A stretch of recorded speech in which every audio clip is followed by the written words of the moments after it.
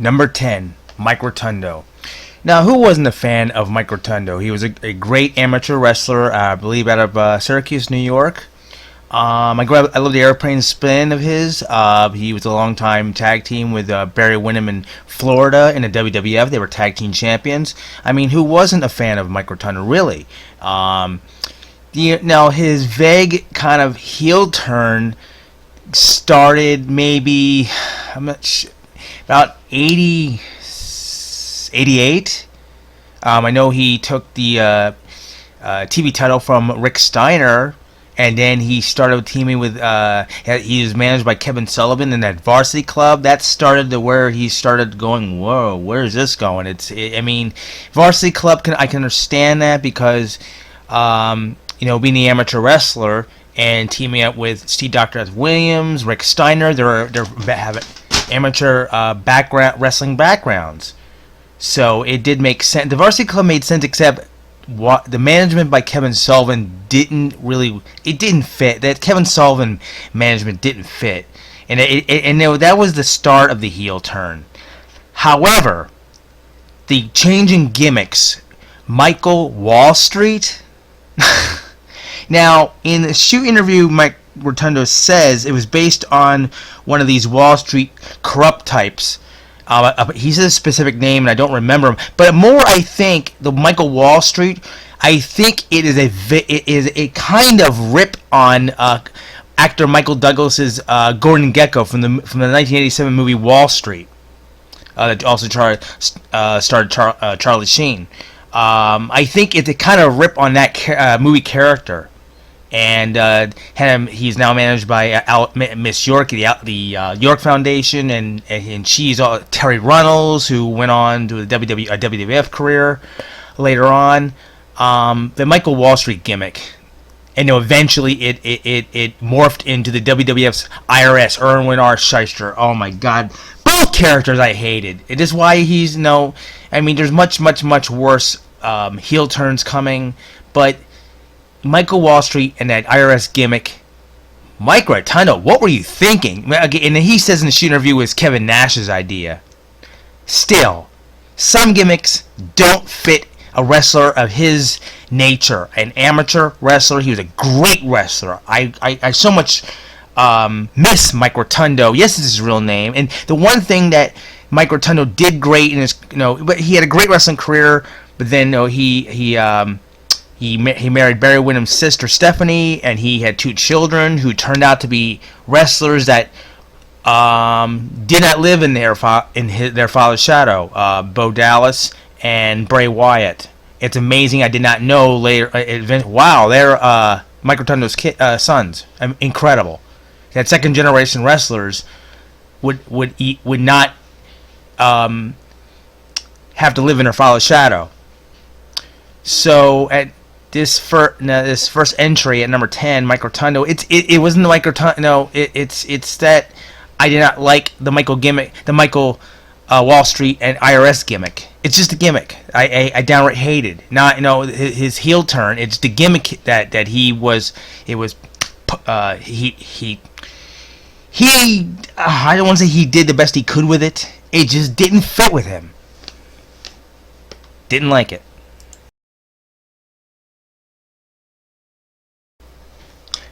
Number 9, Captain Redneck Dick Murdoch. Now, there's some wrestlers out there that have kind of lived in a villainous or heel or just a badass redneck. It's their lifestyle. It's the person who they are. A roughneck, a redneck. Just a badass type of person they are. Let alone characters, the person they are. His heel turn, he attacked Nikita Koloff.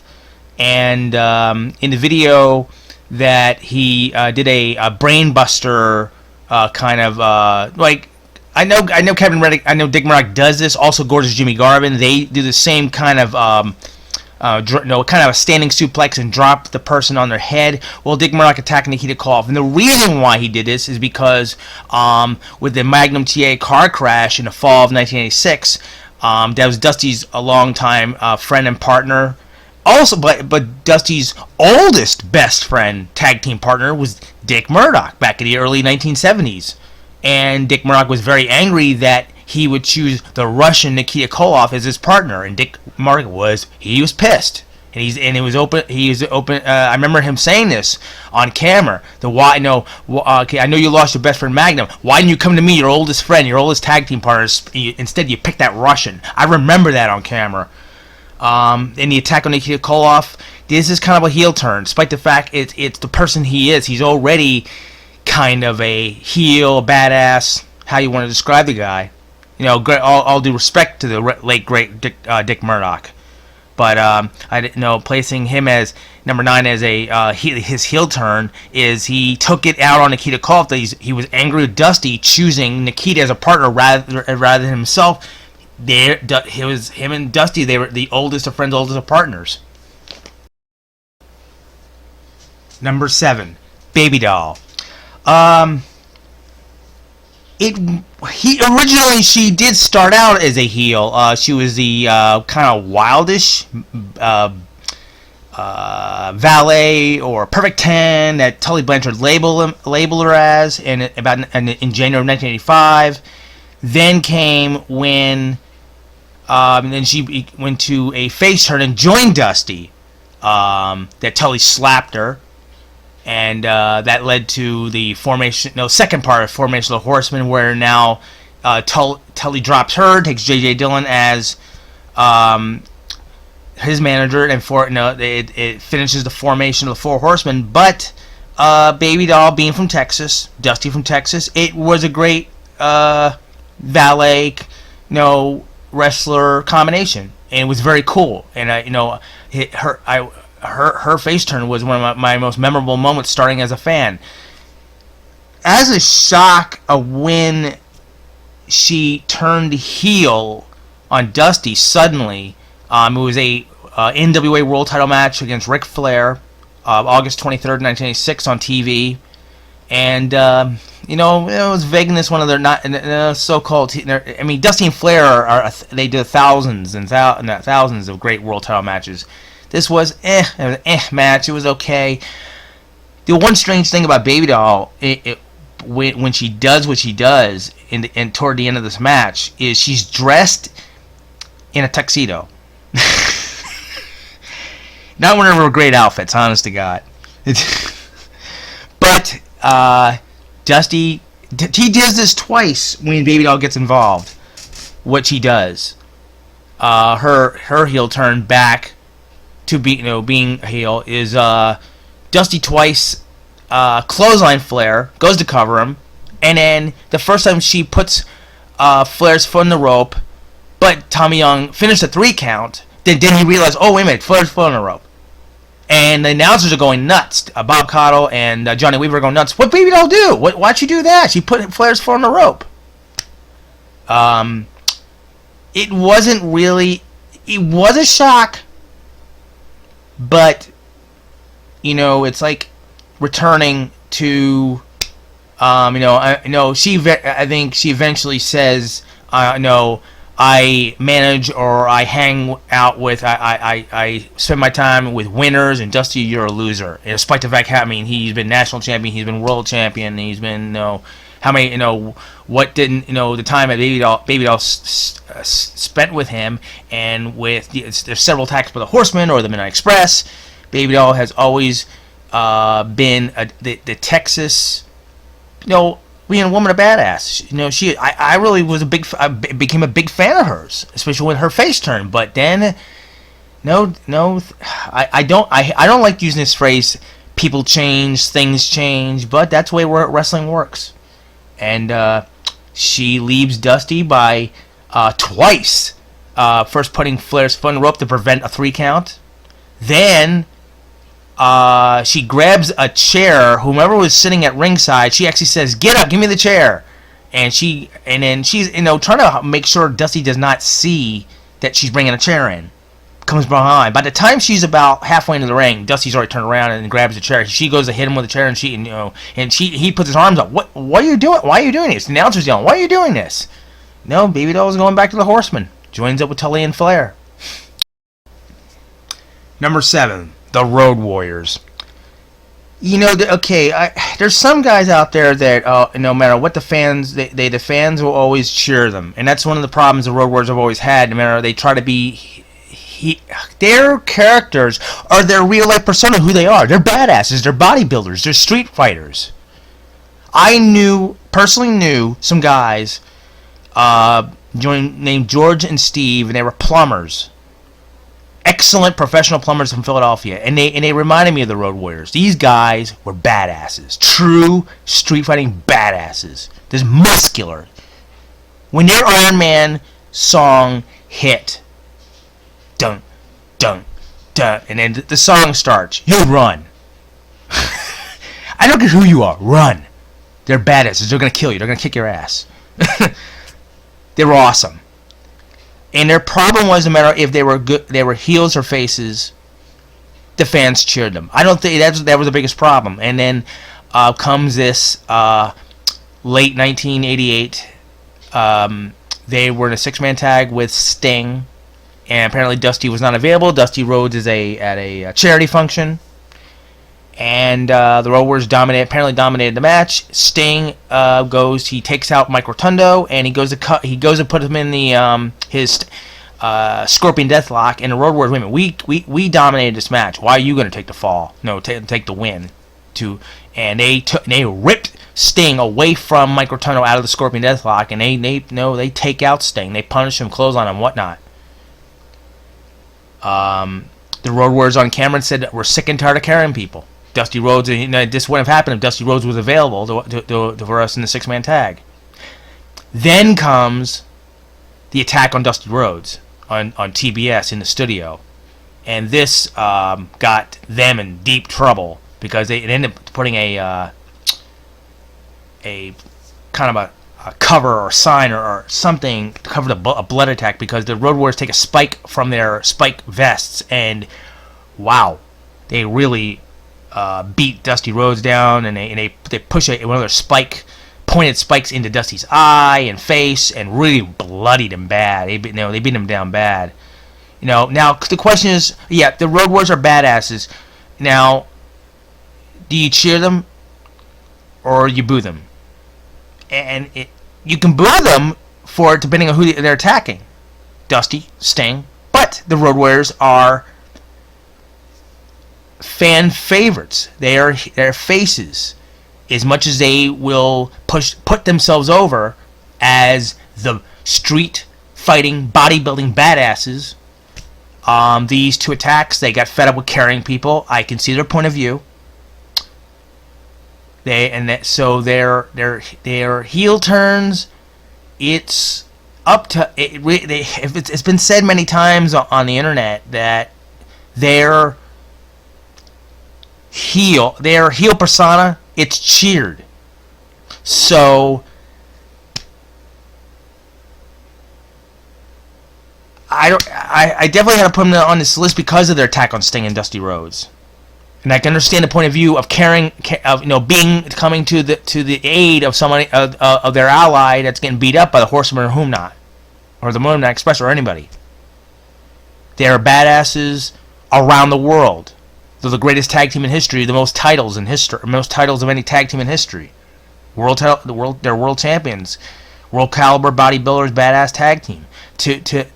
But their heel turns, that's why they're kind of low on this list, because their persona are they're heels that the fans cheer. Number 6. Hands of Stone, Ron Garvin. Huge fan. I was a long time huge fan of him. It was when I started in 1986. His Hands of Stone knockout punch so much reminds me of a Mike Tyson. No, I really didn't start know about Mike Tyson until about probably the late 80s, about 89 when he was heavyweight champion, the pay-per-view boxing bouts. But it's possible. When he started that Hands of Stone gimmick, was it before or after Mike Tyson became champion, and after Mike Tyson got recognition, worldwide recognition. I was a huge fan of Ron Garvin. Started as a fan, big fan. But I did not watch the Great American Bash 1988 live on pay-per-view.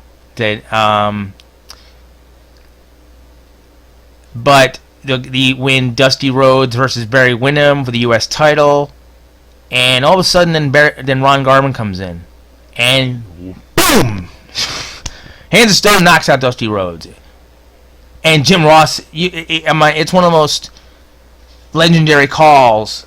The crowd is so loud that you can barely hear Jim Ross saying, "Ronnie Garvin, what's he doing?"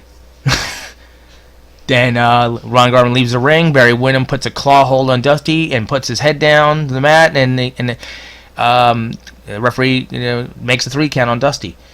Barry Windham retains U.S. title. And then in the backstage, the cameras see that Gary Hart and J.J. Dillon presented a suitcase full of cash. Ron Garvin sold out. If I would have seen, I think he disappeared. Ron Garvin very much disappeared quickly, just as the summer of '88. I didn't see much of him, and it did upset me. It was very disturbing that one of my favorites, Ron Garvin, turned heel. It is very disturbing. That's why he's much higher on this list, and it's personally disturbing the way Ron Garvin. But people change, and I guess what Ted DiBiase, the $1 Million Man, would say, everybody has their price. Number 5, Pizzle Pez Whatley. He was a longtime best friend of Jimmy Boogie Woogie Man Valiant. I have constantly said on many videos I'm not a fan of Jimmy Valiant, but this moment, though, I was on NWA Worldwide Wrestling. I remember it well when I was a teenager, and it's something that Jimmy Valiant said. And you have to blame Jimmy Valiant, honest to God. You got to blame Jimmy Valiant's big mouth. He points. What he is one particular word. You can tell if you watch the video. And he's correctly calling. He high fives Jimmy Valiant and comes in. When Jimmy Valiant says, "This is the best black wrestler in the world," and Pez Whatley, he looks straight up at Jimmy Valiant and he goes to attack him. Jimmy, you had to open your big mouth. Oh, just say, "This is the best wrestler, my best friend." You had to apply the word black. It was a racist moment, but on Pez's, it goes both ways. Jimmy and Pez, he goes to attack him. Now here's where the fans, if anybody looks back at this video, and even David Crockett said, "What are you doing?" And every announcer has to show the shock. What are you doing? And here's the thing, that it was that it was planned. Pez Whatley pulls a pair of scissors out of his back pocket and cuts a piece of his Jimmy's hair off. You look back at it now, that without a doubt, we all don't want to use the word planned or any other word about professional wrestling, but for Pez Whatley to pull a pair of scissors out of his back pocket was a concrete definition of planned. If somebody came up to him, if Paul Jones or one of Paul Jones's army, one of his members, those guys would have brought the scissors to him, that would have been also shocking. They're helping Pez Whatley attack Jimmy Valiant, and they brought the scissors. But a pair of scissors, the word black really shocked in verbal. And you can see Pez Whatley, whoa, he is mad, very mad. He stares right at him and pissed. But Pez Whatley, pulling that pair of scissors out, really applies the word planned. And he does joining Paul Jones' army, he changed his name to Shaska. Speaking of the black heritage, Pez Whatley, Shaska Whatley now I guess is turned into an African American, a black African type of name. It is definitely a shocking moment, and I as much as I was not a Jimmy Valiant fan, not a really big Pez Whatley fan, but they were best of friends. It is a shocking moment, but way back in the time. I blame more Jimmy Valiant for opening his big mouth with one particular word. Number 4, the Raging Bull, Manny Fernandez. Oh yeah, again, I was a big fan of Raging Bull Manny Fernandez. He was a longtime partner and best friend, he's probably the bigger best friend of Jimmy Valiant than anybody else. And he constantly said, even to Paul Jones approached him, once or twice before about money, and that friendship means more than money, which is definitely adds more shock than any other best friend or partner of Jimmy Valiant, Raging Bull Manny Fernandez. It was apparently, it was Greensboro or Charlotte. I'm not sure. I know it was a house show. Camera lighting was not very good when it showed this video. Paul Jones approached with a briefcase full of money, and Manny Fernandez is really studying. Got his hands on the cash, checking out. He slams it closed. If you look at Jimmy, he turns to the fans, shaking his head. Nah, he's not gonna take the money. Then Paul Jones sticks his hand out, and Manny shakes Paul Jones' hand. Jimmy grabs Raging Bull, turns around, and Raging Bull smacks him in the face with the briefcase. This was definitely another personal shock for me. For someone who repeatedly, David Crockett, then while talking to Paul Jones, Manny Fernandez, and Rick Rude, David Crockett points out that you have constantly said you would never sell out your friend or take money, but Bull said it's financial security. This definitely was a shock for one of the closest friends of Jimmy Valiant ever had. This was one of the most shocking heel turns in Jim Crockett Promotion history. Number 3, Ricky Morton, formerly of the Rock and Roll Express. Now,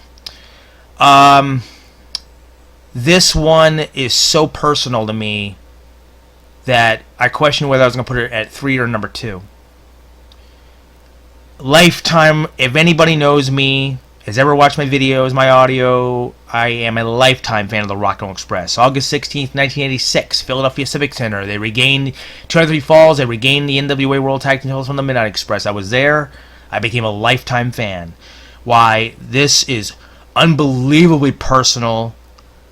It was so disturbing that he would turn heel, join that York Foundation to change his name to Richard Morton, and I had to look up when it exactly occurred. I know it was 91 or 92, and I thought it was I know they had a Great American Bash match between them. I had to look up. It was a Clash of Champions 15, and Alexandra York, she would call in and say, "We have a newest member of the York Foundation."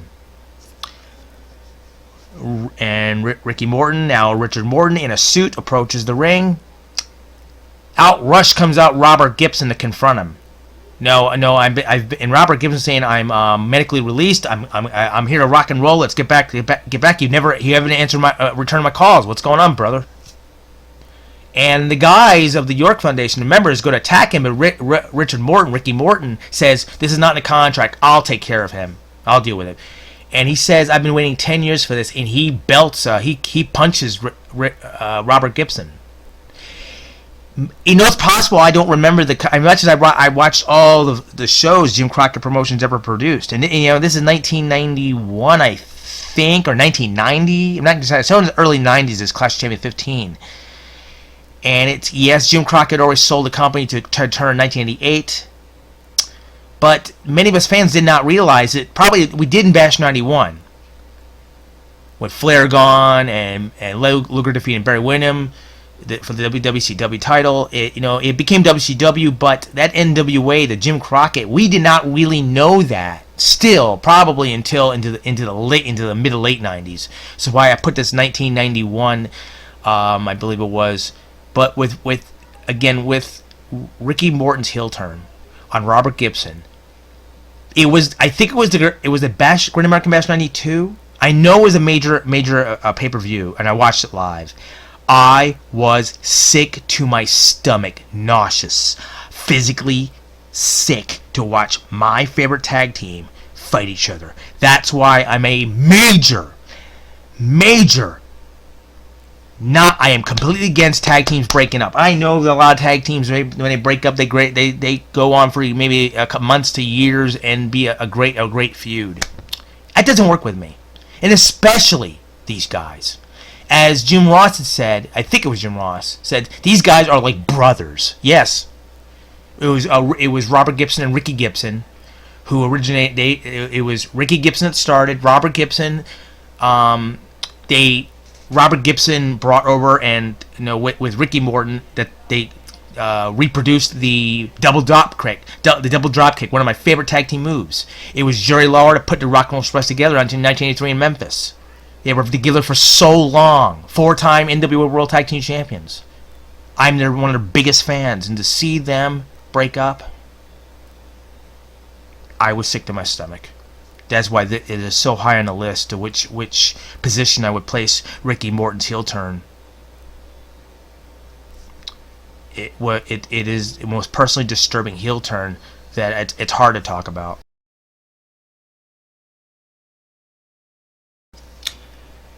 Number 2, the Nature Boy Ric Flair. Now there's another guy that's been mostly heel his entire career, but he's kind of on and off heel, face heel, and he's another guy that the fans cheer. That he's another one. You can't. I'm not going to apply the word badass. No, one of the greatest wrestlers in history. Yes, absolutely.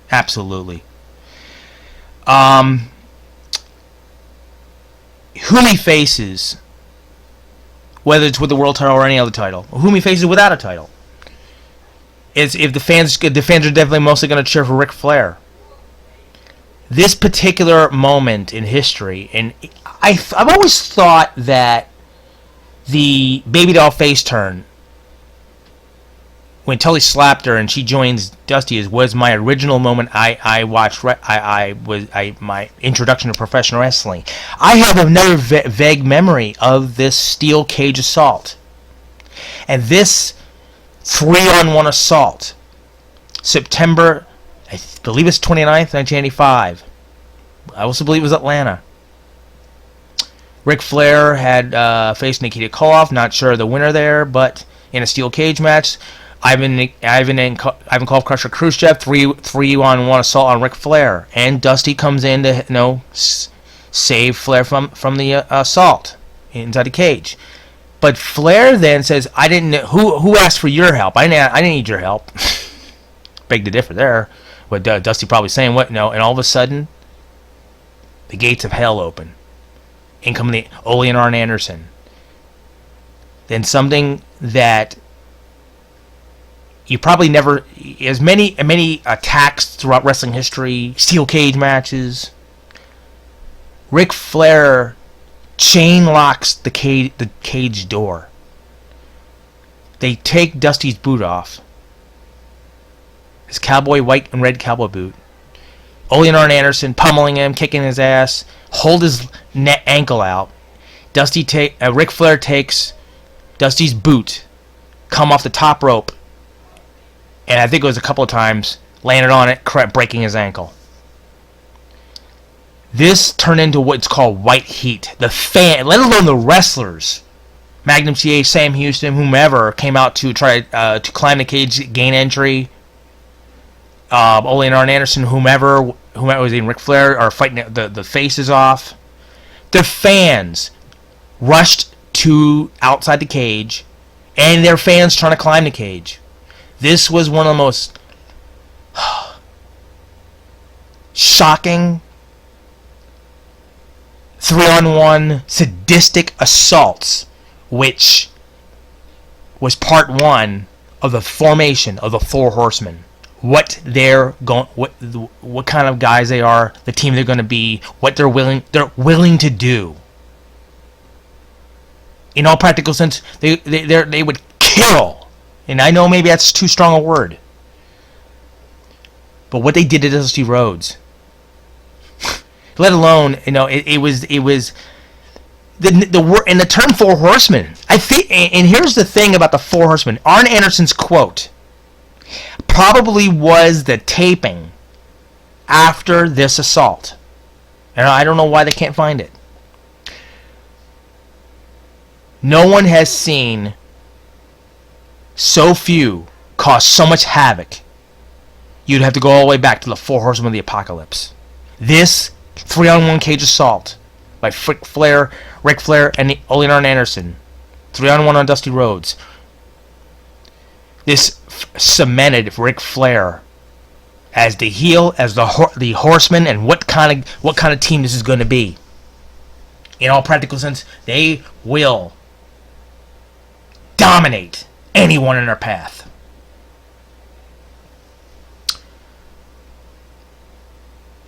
But this cemented Ric Flair, and then the Dusty Rhodes realized, no, you're absolutely no ally, no friend, and this is war. Number 1, Barry Windham. Spring of 1988.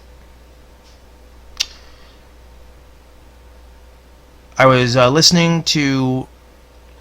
I was in Philadelphia, and my brother and I were listening to Wrestling Radio. It was a what you would call podcast now. It was it was 610 WIP Philadelphia, the radio show at Joe Goodhart, Carmine Panfill were hosts. This show would morph into this radio show. Joe Goodhart morphed into. He thought he could be he was a wrestling fan. He thought he could promote shows himself in Philadelphia, and he created Tri-State Wrestling Alliance. That failed, and it morphed into ECW. Now, spring of '88, Joe Goodhart says something that my mouth hit the floor. The newest member of the Four Horsemen, Barry Windham. The first words out of my mouth. No way. With all those classic matches, Barry Windham and Ric Flair for the NWA World Heavyweight Championship. Every time we wanted Flair, Barry Windham was so close to defeating him. He joins him. I guess it's the old adage, if you can't beat him, join him. And that's what J.J. Dillon said he planned. Ric Flair planned it. Literally. The video that I had clipped onto YouTube, J.J. Dillon said that Ric Flair planted a seed. He said, we're looking at Barry Windham as the next Horseman. It was a tag team championship match. Him and Lex Luger were defending titles again against Tully Blanchard and Arn Anderson. Jacksonville, Florida. Lex Luger had been knocked out a little bit. He's crawling all outside, and Barry Windham's not there. Barry Windham's tired. He wants to tag out, but Lex Luger's not there. J.J. Dillon kept saying over and over, he's not there. I told you he would not be there for you. Well, then Lex Luger finally climbs up under the ropes. Barry Windham really hard slap to his hand and practically body slams him back in the ring, and in a big like a lariat clothesline. And Barry Windham walks out. Arn Anderson covers a down Lex Luger, and Arn and Tully regain the tag team titles. Barry Windham and J.J. Dillon walk away. Barry Windham puts his 4 fingers up. Yes, he's a Horseman. I was absolutely floored. Would I call this one personal? It's more the most shocking heel turn. Everyone is it kind of argues there's one of the biggest shocking turns in wrestling history in 1996, but that goes into the WCW era, and I really more wanted to talk about the Jim Crockett Promotions era. This was the most shocking heel turn in Mid-Atlantic and JCP history. Here's the truly ironic thing is, it worked. Some gimmicks don't work. As number 10, I said the gimmick didn't fit him. Barry Windham, his heel turn, it worked. There's some guys out there, this guy's been a good guy, a face too long. He's been facing the heels for title matches. When is he going to win the title? When's he going to kick that guy's ass? Well, it's the old adage. You can't beat him, join him. But he made that heel turn work.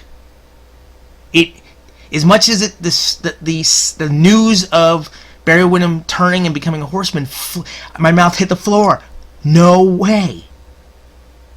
But there are some heel turns that do work, and Barry Windham worked.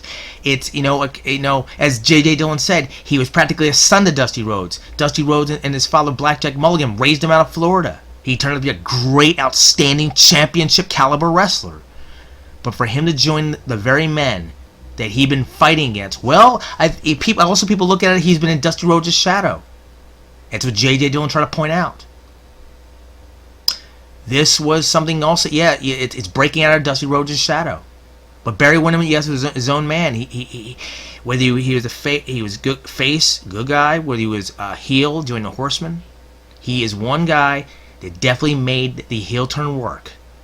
But it's just the news of it's just the point of hearing Joe Goodhart say on that radio show, the newest member of the Four Horsemen, Barry Windham. After it, it would be the same as Dusty joining the Horsemen. It never occurred, but it was the same level of shock.